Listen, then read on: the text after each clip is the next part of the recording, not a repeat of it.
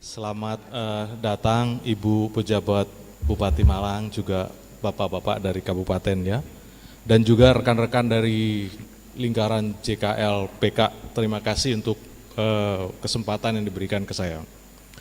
Saya sendiri tadi dengar penuturannya Pak Sony ya, Pak Sony Pak ya.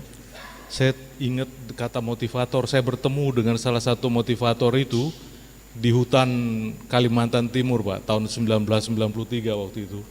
Saya masih mahasiswa di sini, berangkat ke sana untuk tugas tertentu bersama dengan pimpinan sekolah ini, dan di tengah masyarakat Dayak di pedalaman itu, saya bertemu dengan salah satu motivator PGI dari Batak dia, betul kelihatannya itu model multi cross culture ya, jadi orang dari tempat ya suku yang berbeda dikirim ke tempat yang berbeda sehingga mereka bisa belajar.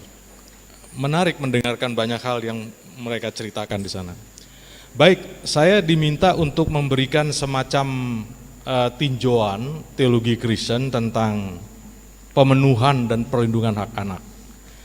Saya ingin mulai dengan sebuah proverb, semacam kata bijak yang dikeluarkan disampaikan atau berkembang di antara komunitas orang-orang mistik Yahudi, namanya grup Hasidik namanya orang-orang ini. Ada satu kalimat yang menarik yang dikatakan begini, if you save one child, you save the world. Jadi kalau Anda menyelamatkan satu anak, Anda menyelamatkan seluruh dunia. Begitu kata pepatah itu.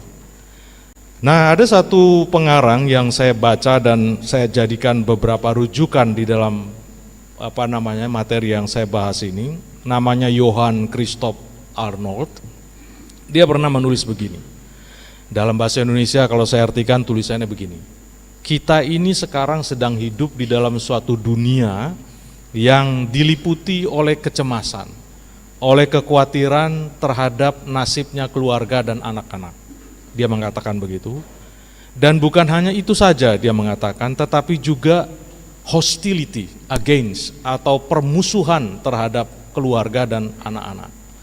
Nah, saya kira kita nggak sulit ya nemukan fakta tentang kebenaran kata-kata ini, baik di tingkat lokal Malang Raya ini, nasional, regional Jawa Timur, nasional, bahkan sampai internasional. Saya kira kita di Indonesia belakangan ini media kita ribut dengan kejadian barusan ya, kejadian kekerasan seksual yang terjadi pada anak di sebuah lembaga yang harusnya jadi tempat anak dilindungi dan dipelihara, tapi di situ mengalami kejadian yang menyedihkan seperti itu. Lalu juga saya kira kita yang di Malang juga dengar banyak hal terkait soal-soal begini. 2 hari lalu dalam perjalanan dari rumah ke kantor, saya dengar radio swasta yang ada di Malang ini yang memang biasa berkomunikasi dengan masyarakat Malang. Topik yang diangkat, ya City Guide, yes, City Guide nama radionya. Teman seperjalanan itu radio memang. Talk show-nya di pagi hari. Apa Ibu ikut di situ juga waktu itu? Oh baik. Ya, kemarin topiknya tentang kekerasan kepada anak. Ya, 2 hari yang lalu. Jadi memang topik ini topik yang lagi sedang hangat dibicarakan.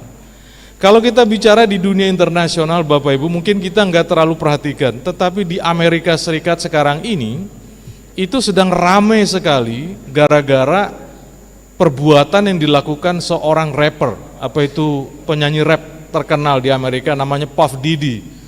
Tapi nama aslinya Sean Combs ya orang ini. Dia juga produser musik. Salah satu artis Indonesia juga ada yang connect dengan dia seperti itu. Nah, rupanya dia itu sudah puluhan tahun melakukan pesta-pesta tertentu yang di dalam pesta-pesta itu terjadi pelecehan seksual kepada anak. Sex trafficking ya, anak-anak yang memang dibawa khusus, dibeli khusus untuk melayani nafsu seksualnya orang-orang yang ada di situ. Kalau kita bicara di tingkat yang lain, saya pikir di dunia internasional hari ini juga orang sedang ribut masalah pembantaian, kalau orang mau bilang begitu ya, anak-anak yang ada di Palestina. Sampai bulan Agustus kemarin itu ada hampir 17.000 anak yang meninggal di dalam konflik antara Hamas dan Israel. Orang-orang yang nggak ada kaitannya dengan konflik itu, mereka mati, seperti begitu. Nah karena itu saya kira dalam konteks seperti ini, khusus tentang kehidupan anak, hak-haknya dan bagaimana itu dipenuhi dan dilindungi, itu perlu diingatkan terus-menerus, dan saya kira forum seperti ini baik untuk kita sama-sama ingatkan diri kita. Nah saya coba akan lihat kasus ini atau cerita tentang pemenuhan hak anak ini dari teologi Kristen, khususnya dari kitab suci. Nah di dalam perjanjian lama, Bapak Ibu kalau kenal Alkitab Kristen itu ada dua bagian, ada yang disebut perjanjian yang lama dan perjanjian baru. Nah di perjanjian lama itu kalau kita lihat di dalam teks-teks yang ada di dalam kitab suci perjanjian lama, kalau kita baca hidupnya anak-anak di dalam dunia perjanjian lama itu, anak-anak itu bisa mendapatkan dua macam kemungkinan perlakuan dari orang dewasa. Nah, dua macam perlakuan yang mungkin diterima anak itu berpangkal kepada dua konsep yang muncul terkait dengan anak di dalam kehidupannya orang-orang Israel kuno di dalam perjanjian lama itu. Nah, konsep yang pertama itu dibangun seperti ini modelnya. Anak di dalam perjanjian lama itu, dalam bahasanya seorang ahli perjanjian lama namanya Joseph Grassi, dia mengatakan anak itu adalah God's greatest gift dan sekaligus sebagai guarantee of the covenant yang dibuat oleh Tuhan dengan orang Israel. Jadi anak itu adalah karunia yang paling besar yang diberikan Tuhan kepada orang, kepada manusia, sekaligus dia itu menjadi penjamin kelangsungan perjanjian yang Tuhan buat dengan orang-orang Israel di zaman kuno itu. Nah itu bisa kita temukan dalam kisahnya Abraham ya, atau Ibrahim di dalam tradisi Islam disebut demikian. Di dalam diri Abraham itu kalau Bapak Ibu lihat di dalam kisah Kejadian pasal 12, Tuhan berjanji memberikan berjumlah berkat kepada dia, dan salah satu berkatnya itu adalah anak. Nah yang menarik begini, setelah pasal 12 kitab Kejadian, kalau kita baca pasal 13 kitab Kejadian, kita bertemu dengan Abraham yang disebut begitu kaya raya dia. Hartanya begitu banyak ya, dia punya hewan, dia punya emas, perak dan macam-macam begitu banyak disebut. Tetapi ada sesuatu yang nanti akan kita baca di dalam pasal 15 kitab Kejadian, ada emptiness ya, ada kekosongan yang dirasakan oleh Abraham karena dia sampai usia di pasal 15 itu usianya 75 kalau saya nggak salah ingat, itu masih belum punya anak. Jadi sekalipun punya banyak sekali harta kekayaan di dalam dunia ini, anak belum ada, dia merasa hidupnya itu belum komplit, belum utuh. Dan karena itu anak setelah dia dapatkan itu menjadi suatu karunia yang besar, yang begitu luar biasa sekali besarnya. Nah di dalam perjanjian lama, dalam konsep karena anak begitu bernilai, anak itu kemudian menjadi pribadi yang diharap-harapkan hadir di dalam keluarga.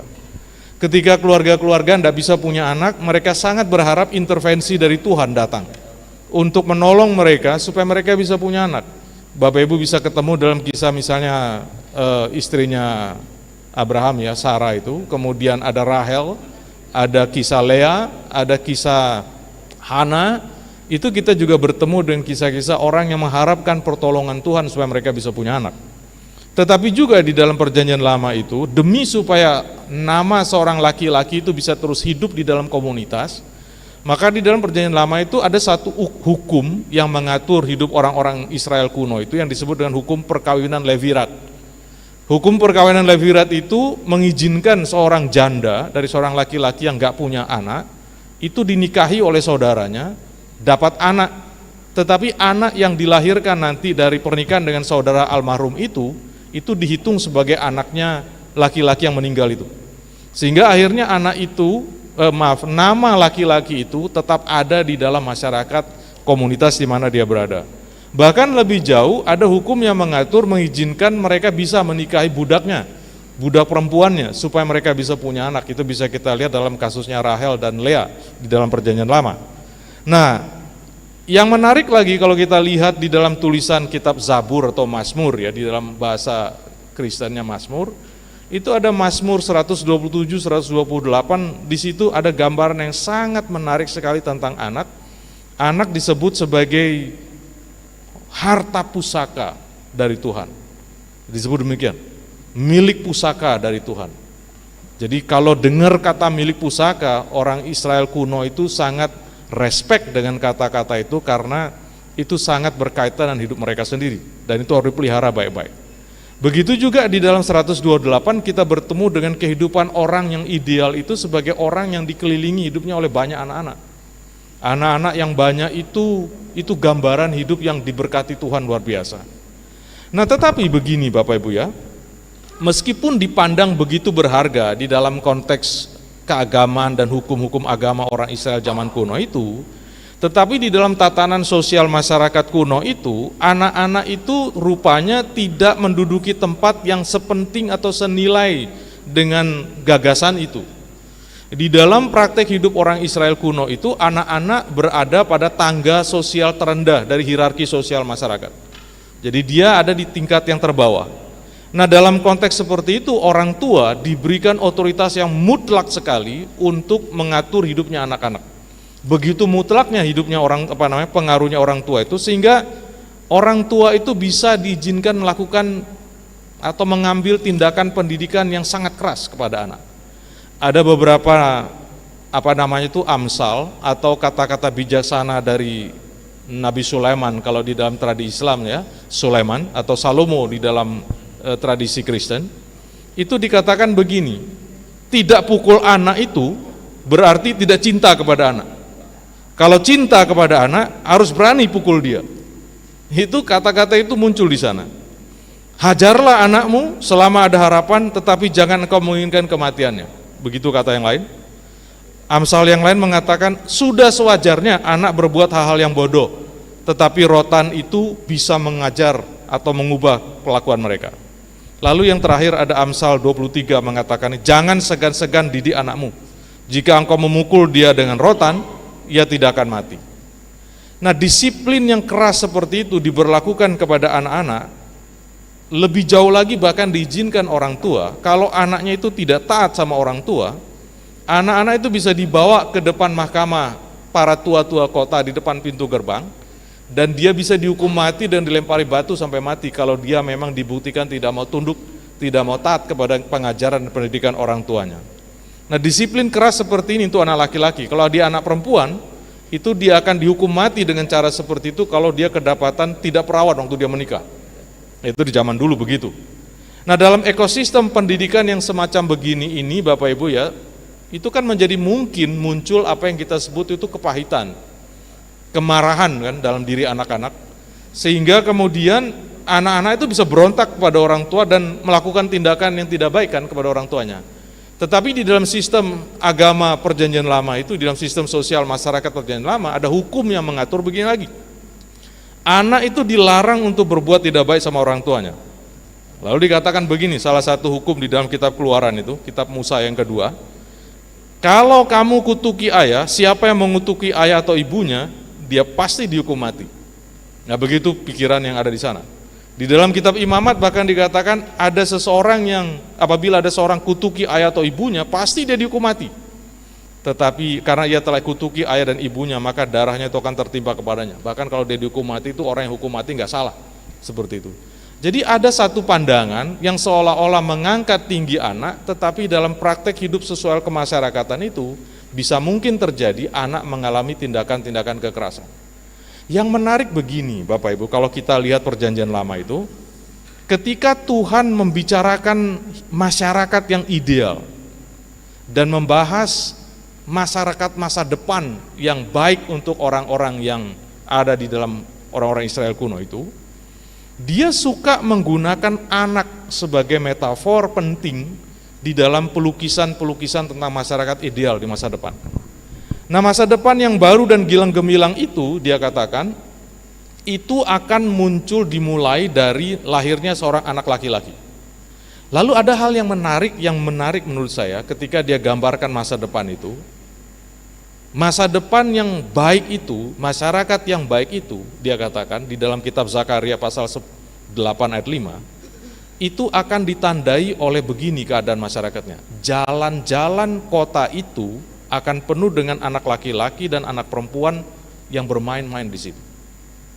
Nah, saya suka dengan ide bermain-main ini. Kenapa? Karena ide bermain-main ini menggambarkan anak yang bahagia kan?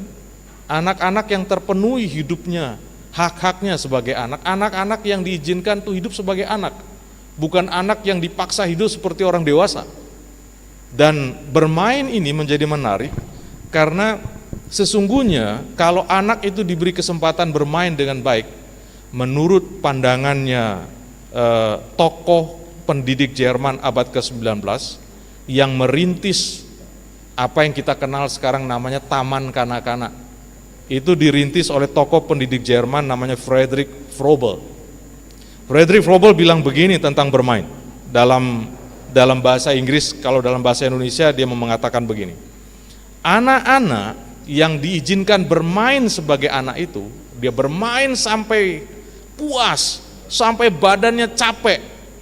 Anak-anak semacam itu, dia katakan, akan tumbuh menjadi orang-orang dewasa yang capable, dia bilang gitu, yang mampu menjadi orang yang mengorbankan dirinya sendiri untuk kebaikan orang lain dan kebaikan dirinya sendiri. Jadi yang mau dia katakan adalah lewat bermain ini sebenarnya anak-anak itu dididik menjadi orang yang mengasihi orang lain, berbuat baik kepada orang lain dan siap memberikan dirinya untuk orang. Dan saya pikir ya, itu muncul kalau kita lihat di dalam sistem permainan-permainan tradisional kita Indonesia, yang sayang memang sudah banyak orang lupakan. Padahal sebenarnya sistem atau permainan tradisional Indonesia itu kaya sekali nilai edukasinya untuk membentuk kita jadi manusia yang baik. Nah, bermain itu menjadi sesuatu yang penting di sini. Nah, yang lain saya kira yang terakhir mungkin saya mau katakan terkait dengan Yesus. Enggak lengkap kalau kita enggak bicara Yesus di sini. Nah, Yesus itu memiliki sikap yang menarik terhadap anak. Dia benar-benar memastikan anak itu mendapatkan hak-haknya, dan salah satu yang penting yang dicatat di dalam Matius 19 itu ketika dia bertemu dengan anak-anak, anak-anak dibawa kepada dia dan dia berkati anak-anak itu.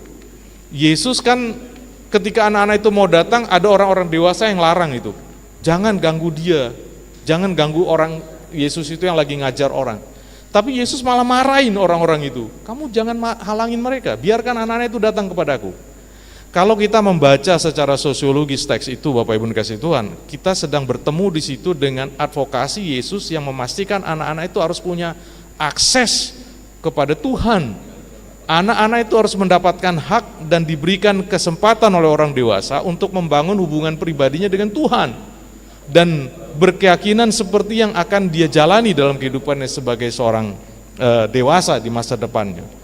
Jadi di situ kita bertemu dengan Yesus yang membela hak anak-anak untuk memiliki kepercayaan, dan itu juga menjadi salah satu poin penting kan di dalam konvensi PBB tentang hak anak ya, bahwa anak-anak itu perlu dijamin hak-haknya untuk memiliki kepercayaannya sendiri dan mempraktekkan agama yang dia pilih untuk dia jalani dalam kehidupannya.